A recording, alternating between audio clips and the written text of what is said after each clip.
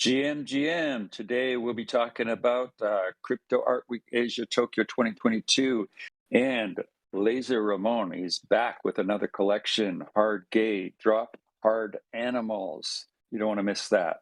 This is the NEKO-ALPHA show, bringing you NFT Alpha and more from Japan. I'm Neil, and I'm here with United Neko Alliance co-founder Steve. This is not financial advice. Do your own research. Let's get started with some news and alpha. So, looking at good morning, Steve. Good morning, Neil. Great to be here with you again. We were at CAWA last night at one of the venues. This third night in a row. That was great. Third night in a row. We're getting some late nights there, hanging with all the NFT folks. But it's been a blast. So we'll get into that a little later. So yep. Here we are with the NFT collection ranking in Japan, 7-day ranking, 7-day volume, and we see we got a new entry at number 1.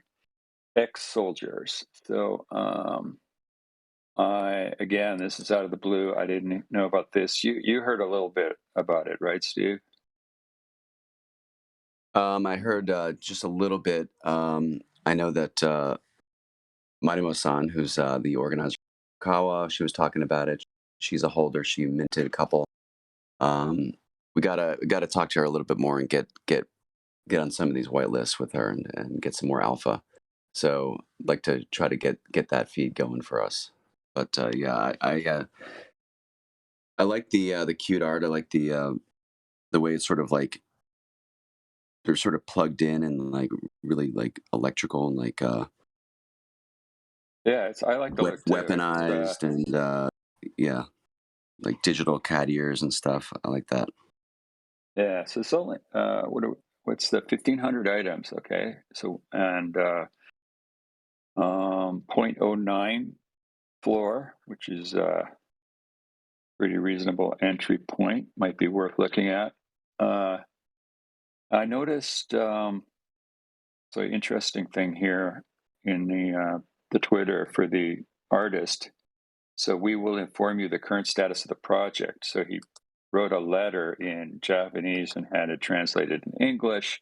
It says, "Hello, everyone. As the creator of Ex-Soldiers art, I'm pleased to see such a positive response."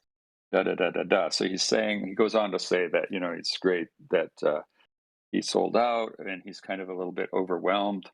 He prepared the project for the Japanese market and I thought it was going to start off small, and he was like going to take his time building it up. And I think what happened is he got a little bit of response outside of Japan, and that just basically floored him. He said, "When we finally released the project, the response exceeded our expectations, and the current members could no longer keep up with the English support." So he said he's basically trying to. This is kind of what happened to Kawaii Skulls in the beginning when he kind of blew up a little bit. So he's trying to find a community manager who can speak English, and he's saying, everyone, please be patient. He's going to work on that. So, it's just a very straight. There's no marketing spin on this at all. He's just speaking straight. What he means. So, yeah, I love this letter. I love the honesty and the authenticity here, and especially the line, "I would like to go out for sushi slowly." That is not going to happen. Me too. Not gonna. I would go out for sushi slowly too. Yeah, that one cracks me up. Anyhow, the main goal of this project is to make friends who enjoy doing creative things together through the work of ex-soldiers. My greatest joy is to create, and I want to share it with others. I hope ex-soldiers will become an IP loved by many people, and I will be able to repay everyone who has supported me. So yeah, I like it. I mean, it's really good looking art. It really is. It's very cool. Yeah. So nice to see that pop in at number 1. And then we've got at number 3, Laser Ramon is back. So if you recall, yeah, we talked a little bit about this a very early NEKO-ALPHA show when we noticed that he had dropped this collection. I mean, let's see, when was that? That was like let's last year. So that was, yeah, that was beginning April 23rd. April 23rd. That's way back when he dropped this collection of self portraits, basically. And if you recall, we mentioned that Laser Ramon was he was one of these kind of meme characters on Japanese TV that he dressed in leather and had this weird pose and made a weird sound, and he was just on every single show every day for a year or two, and then the meme faded, and so did his stardom for a while, and then he tried to make a comeback. And then we noticed in the spring he dropped this little bit of pixel art, which we thought looked, not too bad. It's now sitting at a 0.82 floor, closely held collection of only 20 items, with some pretty high sales recently. Probably a little bit of insider information ahead of this HardAnimalGenerative dropping. So now he's dropped a 4.4K generative collection. And this is at a 03 floor price, and I kind of like this art too. What are your thoughts on this, Steve? Yeah, it's cool. It's cute and it's unique in terms of Yeah, the way the I don't know, like the head shape and like the kind of variety of the faces. yeah. But Didn't didn't it pops. It's colorful and it pops. I like it. The background is some people would say it's busy, but I think it fits well with each of the characters. Yeah, the contrast isn't bad, even with the busy background like that. But like, wasn't Laser Ramon? Didn't I jog my memory here? But when he was at his peak, was he one of those guys that used to all sometimes carry us like a sketchbook and like walk through pages of stuff that he had drawn?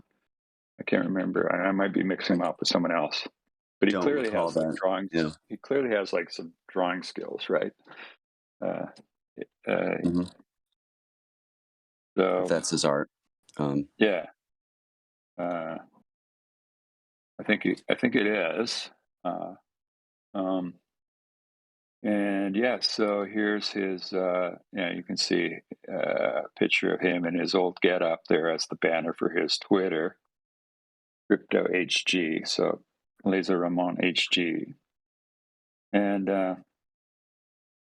um, he seems to. So this other guy, Zenyoku Kawaii, was or Zenyoku Man, says NFT whale community member, enthusiast, marketer, promoter. So this person looks like probably a Clone X holder has hmm, been helping him, I think, put the project together. So that's interesting. Uh, yeah. So we'll see where that goes, but yeah. I think that's one to watch. And next we have, I just briefly want to bring up, I forgot to do this last week, but Kumaleon, which we talked about the last couple shows. Just want to show this tweet here from Nifty Portal, the NFT show. They were talking about Kumaleon there. They were Kyo and Kicks going on about it. He's saying, when I see Japanese art, I just want to buy it. Pia was saying, if anything Japanese, if you put it in front of me, I want to buy it. And we know that those guys, all of them really are interested in Japan. They like Japan culture. They like Japan. They want to visit. Yeah.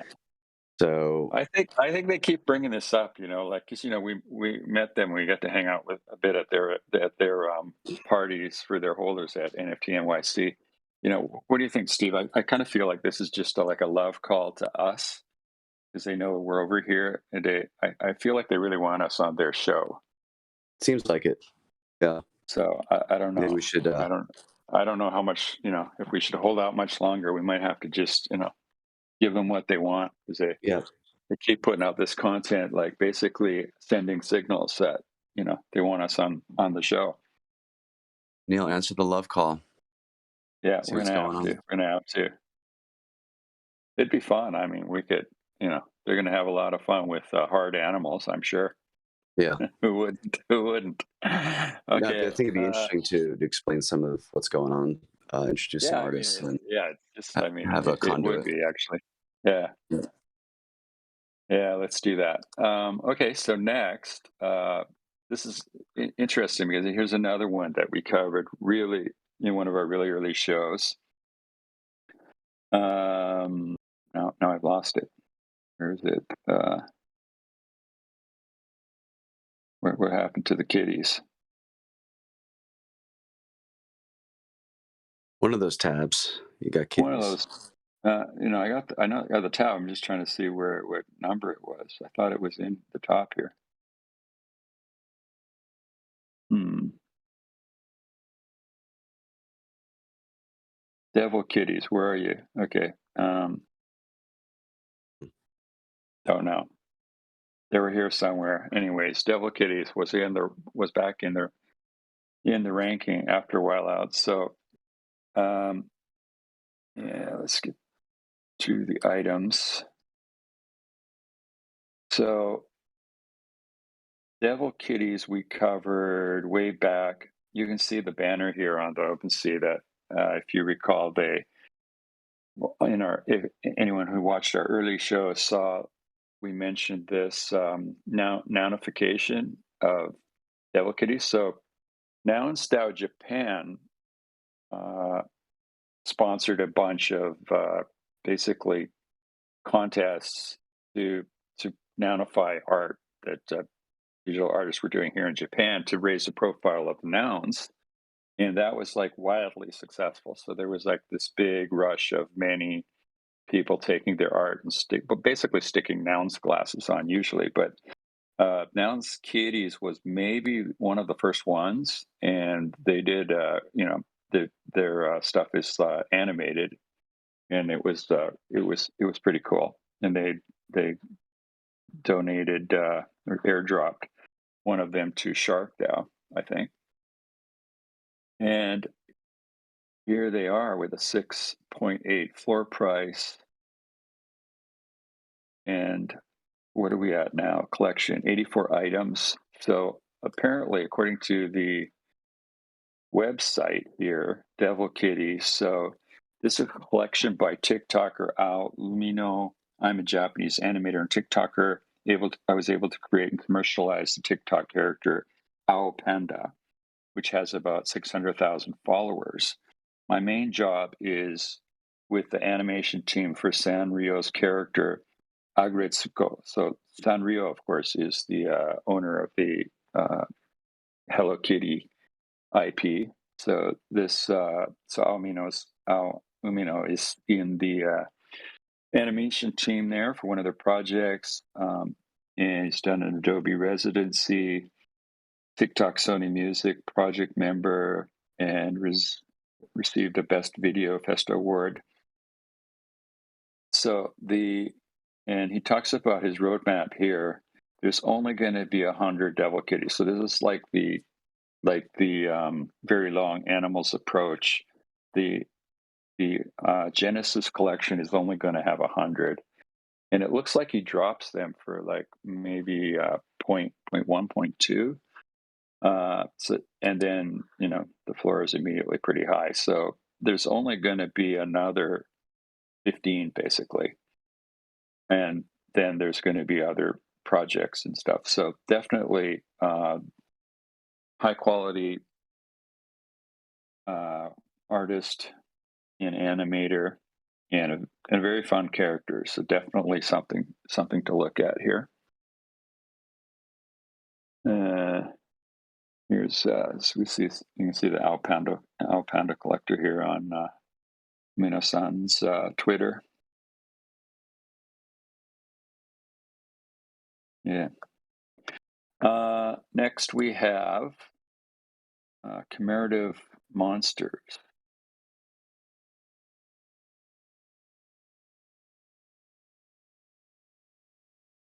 Where was that? I think that was 33. Oh, that's right. Yeah, it was down there, but we thought, okay, that's right, 33. but we wanted to bring it up because it revealed last we showed it was still pre-reveal. So here you can see what's the floor is at 03, so very affordable, 1,000 items. And this one was, And as you might recall, there are a few different artists who collaborated on some of the traits. So it's the right, main one or two guys plus a number of other people. yeah, and as you can see, it's kind of these are GIFs, so it's animated, and it's kind of kind of interesting. It's got a unique feel to it.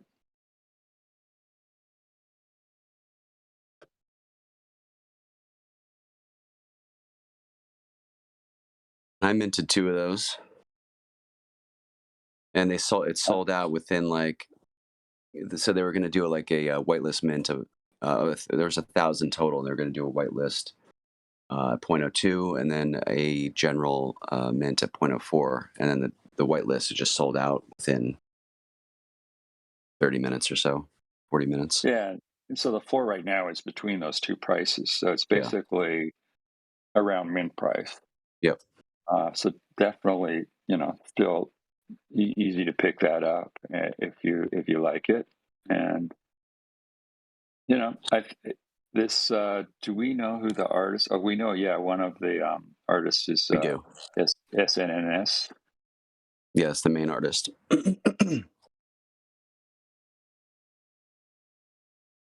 But I feel like this is another example of like a lot of collaborators, and they're all doing their own projects. So um, this is not like a random project with no connection to the community. This is tight connections in the NFT community.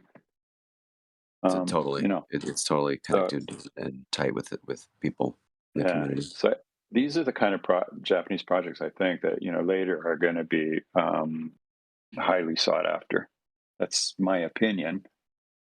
Because anything that came out, there's a few like OG projects from last year, but they're relatively few, right? And although I think Devil Kitties would be one that started last year, but there's very few and very few generative ones. So in a way, this is the year where all this stuff is like kicking off in Japan, and it's still so early that these collections I think are going to really have kind of historical value moving forward, and you know, point oh 0.03, I'm definitely looking at it. Yeah, there's SNNS, Sunsu, that's how you say that. Sunsu. As is Twitter. Okay, that's it for the news and alpha for this week. It's a little bit smaller number of projects, but several new ones that popped in there. So that's good to see. So CAWA Tokyo, we talked about it the last couple of weeks. It got kicked off last week, but this whole week has been that's well, we've been there almost every day, basically, right? Yeah, it kicked off last Thursday, a week ago, and basically every day it kicked off. There's two venues, one in Roppongi, Nishiazabu, which is kind of a low key venue. It's open all day. They had speaker series on Saturday and Sunday, and there's another venue that had a 3-day run, which is at Tokyo Tower. It's called Red, and that's a Yeah, really like kind of like a fancy, glitzy, high tech place with really high tech LED stage where different people were talking. There's some performances. There's going to be a big closing party performance with VJs, including Edolena. So that's going to be fun if anybody's around Saturday. But yeah, so here you see the opening day at Red. This was interesting. It sorry. was like, yes, go ahead. Oh, I just switched that, moved that over because it came Okay, you later. moved But it over. yeah, I Guess we had could let's start just from the briefly beginning show the here. schedule here. Yeah, so Yeah, go ahead. here's the Roppongi schedule. Starts with the opening party there, and then we had and so red, as you mentioned, it's literally in Tokyo Tower. It's like the third, fourth, and fifth floor. So we were on the fifth floor where they have a big room, and it's an esports. It's like an arcade, but it's got some big rooms for doing esports stuff live. And so, yeah, here we are at the Nishi Azabu. Um, this was the opening, the opening reception day on last Saturday. Yeah, And this is during that speaker series. Took a picture. This is here's what setting up the the first venue. day. Yeah, yeah, getting it already. You can see what the venue looks like there. We have 25 screens over there with some amazing digital signage software running it. Really cool. I like how versatile and how you can make changes on the fly. Um, I like how that's set up. And here's one of the early panels. I see Sunrock over there, keeping an eye on everything, Holding it down. You see holding it down. Manimo-san on the left side, emceeing, doing a great job, and then next to her, Moriki-san, who's amazing. He's got a couple projects, but he was helping with translation. The two guys in the middle are from Singapore, talking about their work. They were physical artists who've transitioned into digital art. So it was a really cool conversation. Everything's available. Everything was live streamed and it's available through the CAWA, I guess, website and Twitter, and also Animo's Twitter. So I think maybe we'll get that information packaged up and available to people, because there's a lot of Yeah, great talks, a lot of great events that were happening. yeah. And some of it, I think, it's live streamed and recorded, and some of it will be made publicly available, and some of it won't. So I think we'll see after that. This is over back. So this is at the Tokyo Tower location. You can see Miro-san here talking about his art. So there's a great stage there in that room with its three sides are LED, and then the floor is LED too. So you can see that here. Though that looks amazing when the whole thing's fired up. And so here's Takeru-san talking about some of his art and his history with NFTs. We had really interesting talk from Rising Birds Japan. This is basically the announcement of Rising Birds Japan, that there have been. It sounds like they've been basically sanctioned by Moonbirds to be a sort of uh, local Japan community, and they're talking about some. So is this? I'm not sure which art's which, but they showed us some sneak peeks. They're going to be dropping some basically Moonbird. It's almost like Moonbird extension because it's Moonbird like art. Yeah, all Uh, those birds are actual moonbirds, and through CC0 they have free rights to use that stuff. But they're making their own collection. There was an example, but it's not shown in these shots. But there was one example that was scrolling through. There you see yeah, Emily on the right, one of the 8 ships people, and on the left it's Yuta-san. He's another guy that's involved with that, and they're part of the Rising Birds group. It's yeah. based So in they're LA, but in Japan. right. So Rising Birds is about building the community of the Japan Moonbirds community. But as part of 8 ships, I think they have a much bigger mission of sort of similar to NEKO Alliance. They're trying to introduce Japan NFT art to the world. We love their energy, and a lot of things they're saying. There's so much alignment with what we're doing. So really looking forward to working closely with Rising Birds Japan and 8ships. Yeah, they have a weekly spaces at Saturday night U.S. time, Sunday morning Japan time.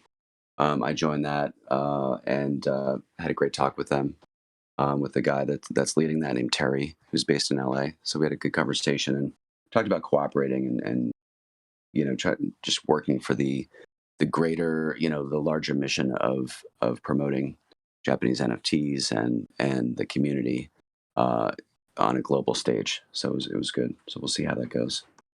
Yeah, and Moonbirds is one of the more active sort of blue chip communities in Japan. I think Apes and CloneX and Moonbirds are all pretty active communities here.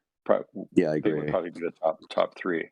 Yep, I So agree with that. very interesting to see. And it's kind of interesting to see that idea of sort of extending, doing an NFT drop being sort of sanctioned by Moonbirds. And, maybe that's going to be, is that Moonbird's strategy? Are they going to sort of support the building of all of these communities throughout the world, local communities?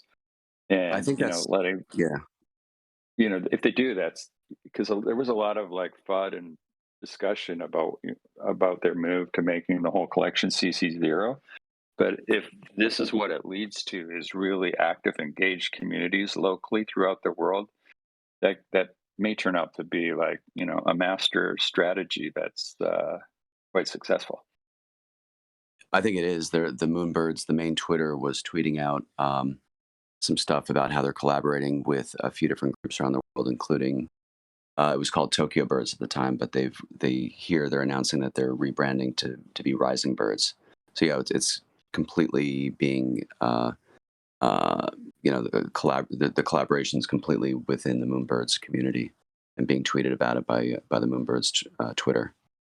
Yeah, and if you think about it, it's very Web3, right? Because if you sort of Yep. like decentralize the communities and let them, go to it and do what they do best, and but still be able to have access to the IP without sort of it being totally controlled centrally. That this could turn out to be a really good example of how a project can leverage DC0 as with their main IP. So here are some of the other. Here's another Oh, thing from the quick first thing day. on that, and quick thing on that too. They like the ethos is really. I mean, it's just as another example. So Marimo, who is the coordinator for CAWA, so she was there. She was talking with them and introduced them. She is actually taking a role within the Rising Birds group as the curator lead in Japan. There she is, right there with Yuta-san.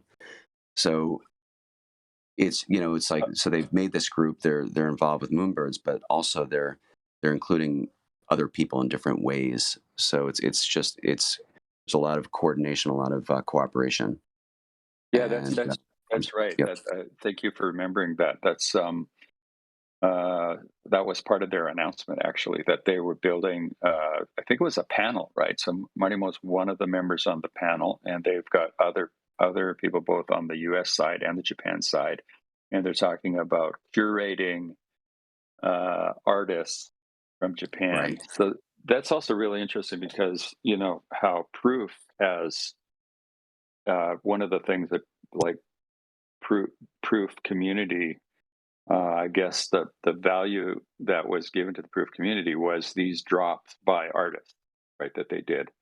They right. they were highly curated artists. So it looks like they're basically building pipelines to Japan and probably other markets where they're going to have these offshoot Moonbird groups.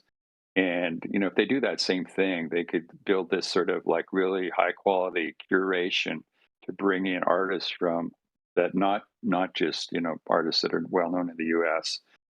That's also super interesting because that's what we want to see as more globalization of the Web3 community. Really, I mean that's what we're trying to do. Just from where because we're in Japan, that's our focus, right? But to try Yeah. to bring more information about Japan to the world, but it's really what we can do since we're here. But what we, it's not that we think Japan should be the only other thing beside the U.S. It's like this is what should be happening in every market. Basically, people finding a way to get some to build communities that can get some traction. By working,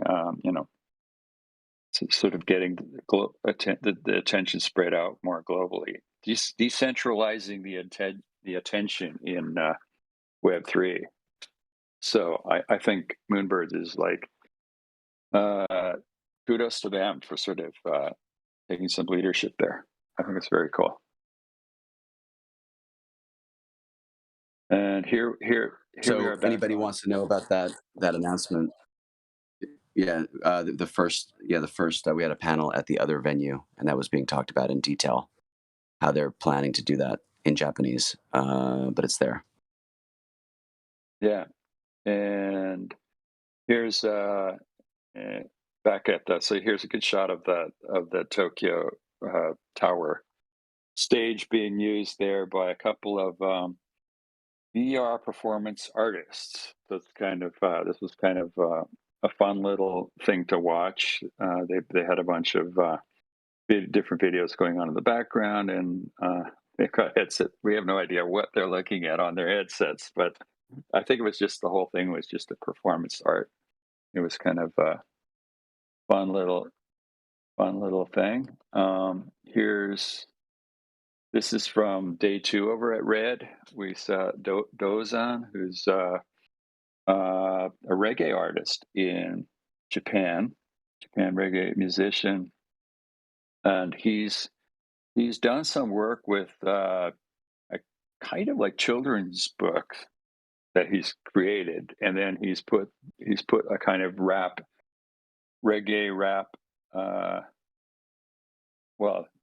dub soundtrack to it. So he basically reads the book and turns it into a song, and it's pretty good. I mean, it's amazing. So, and here he's collaborated with a well-known Japanese artist, and then he's done the soundtrack for that basically. And then Marimo's involved too. So this is going to be turned into NFTs, and there's a Japanese version and an English version, and he's talking about doing other languages too. So this is coming out soon, and look sometime this year probably, but looking quite interesting. So we'll definitely update on that.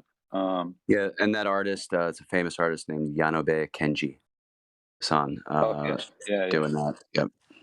Yeah, let me just make that bigger. Yeah, it's pretty cool. We got some cats in there too. So Yeah, yeah, interesting cat art. could be a collaboration potential for us. And yeah, here we've got Hayashi-san. This is from yesterday over on that stage. And this is a project that we talked about recently. Actually, talked about a couple things here, I think. But of course, Hayashi-san is one of the founders of Sodan NFT, and he's just involved in so many projects. It's crazy, and he was just covering a few of them.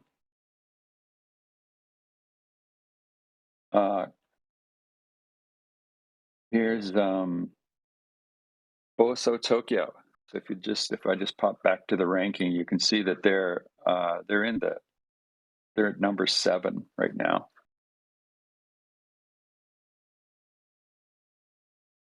And this was pretty interesting. I can see if I can find that. There's one key point that they said. I don't know if I see it in this here, but the identity brand idea. So Boso Tokyo, they're saying they want to be an NFT brand. So how did he phrase that again? He said, "We're not." Yeah, something like we're not an automobile brand. We're not a clothing brand. We're a we're a metaverse NFT brand or Web3 brand, and we're developing our brand. And they talked a lot about the brand building and the marketing and how they're doing that, and the content that they have. We're not seeing it here, but they have some really, I think, pretty on point visuals and videos and ways that they're showing like how they're positioning the project. So and I Yeah. talked to him afterwards. Tom Son, the guy who was presenting, I said I think he's on point. They're capturing kind of the capturing that kind of cool Tokyo vibe, which I think could catch on and could be pretty popular overseas. It's what we're seeing a lot of people overseas trying to capture with this kind of Japanese culture, and they're doing it pretty well with their content, I thought. Yeah, they had a couple videos and they were pretty slick, really slick. They've been well produced. They've had some pretty big events. They've done some marketing in Japan. They did get some traction outside of Japan on their mint. They were pretty active on trying to do some whitelist giveaways type things, and they had no trouble selling out. Um, the what they're saying about being an NFT brand, I haven't heard it phrased that way so much, because if you think of, like, there's a lot of projects that are say they want to be like Web3 brands, like, for example, Doodles, right? Doodles has a very ambitious roadmap where they sort of outlined how NFTs is going to be a core part of it, but they're going to have all of this other stuff like music and sort of game and all this other stuff. But these guys are just saying, no, we're an NFT brand. We're going to focus on that. We're going to work on making a 3D avatar that you can use and go into any metaverse and be known. They're going to purchase land in each metaverse and sort of set up something there. So I think their idea is that uh, there's going to be a lot of Boso Tokyo avatars going around the metaverse, and people are going to know that avatar. So it's an interesting approach, and I think they have some English capability. They're definitely looking at trying to be more global, but they're still sort of as many other projects in Japan, struggling a little bit to sort of get their outreach. But definitely a project to look at.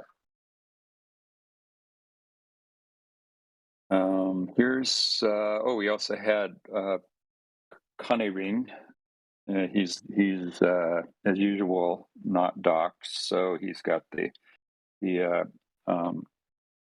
PFP on his face here, but he was there, and from Media DAO Nagoya, Media DAO Friends Nagoya, and talked about the kinds of things he's working on. We saw him recently at the Knox show too, so he's getting up to Tokyo more frequently, and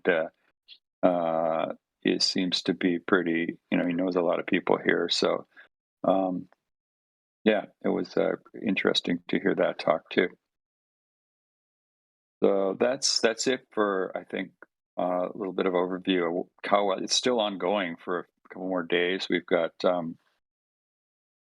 tomorrow night, we're going to have the NFTers Tokyo meetup number 9 at the Nishiazabu, the Roppongi location. So that's going to be fun.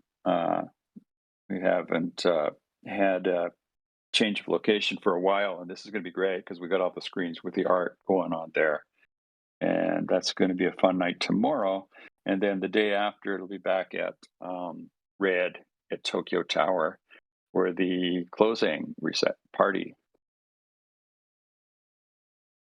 And that Anything should be else you fun. want There's going to be to add? Yeah. a lot of VJ stuff.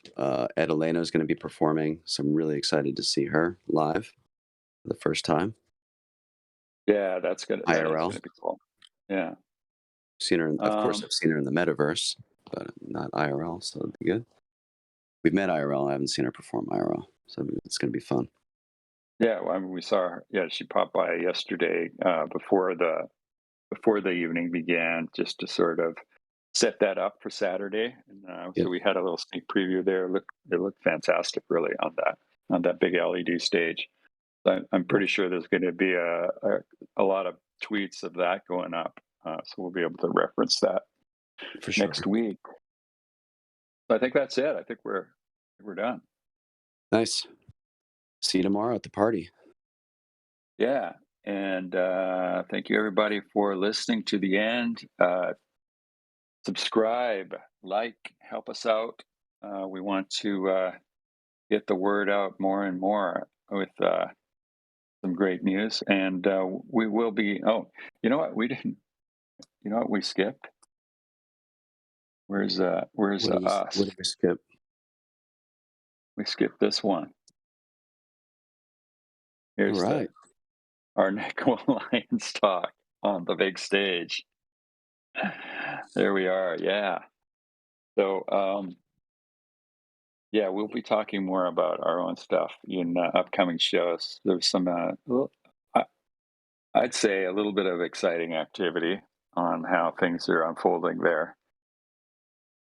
Sure. You know, the only thing worse than herding cats is like being herded by cats.